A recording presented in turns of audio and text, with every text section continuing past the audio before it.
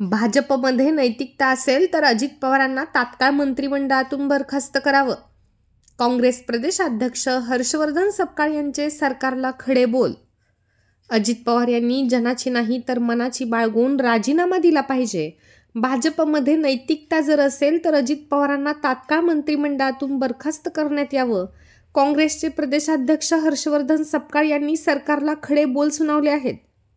खाऊंगा न खाने दूंगा भाजप भूमिका मांडते, मात्र आता हम भी खाएंगा तुम भी खाओ असं सुरू आहे. संचालक मंडळाने ज्यांनी ज्यांनी खोटे काम केलं त्यांच्यावरती गुन्हे दाखल झाले पाहिजेत अशी मागणी देखील सपकाळ यांनी केली आहे. पहिल्याच दिवशी या संदर्भामध्ये अजित पवारांनी जनाची नाही तर मनाची बाळगून राजीनामा द्यावा किंवा न खाऊंगा न खाने दूंगा ही भूमिका भाजप सातत्याने मांडते आहे. मात्र आता हम भी खाएंगे तुम भी खाओ यावर ते गेलेले आहेत हे यातून स्पष्ट होत आहे.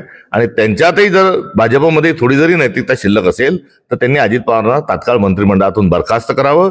या संपूर्ण संचालक मंडळावर गुन्हे दाखल करावेत आणि केवळ संचालक मंडळावरच गुन्हे दाखल करू नये तर ज्यांनी ज्यांनी परवानग्या दिल्या होत्या, हे खोटं काम ज्यांनी ज्यांनी केलं त्या शासकीय अधिकाऱ्यांनाही त्यांच्यावरही गुन्हे दाखल झाले पाहिजे. आणि त्यांच्यावरच नाही तर या अधिकाऱ्यांनी ज्यांच्या इशाऱ्यावर काम केलं तेही सर्वजण यामध्ये आरोपी म्हणून पुढे आले पाहिजे. आणि या पलीकडे हे काही पहिलं प्रकरण नाही, हे दुसरं प्रकरण नाही, तिसरं प्रकरण नाही, पुण्यातले 3 प्रकरणं नाही, तर या संदर्भामध्ये एक श्वेतपत्रिका जी आहे ही शासनाने जाहीर करावी.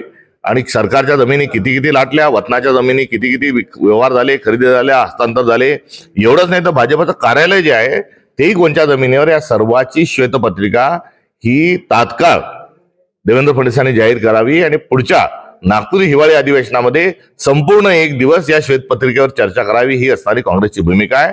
चुकीला चूक म्हणून अटक झालीच पाहिजे, राजीनामा झालाच पाहिजे. मात्र हे बेश्रम सरकार आहे.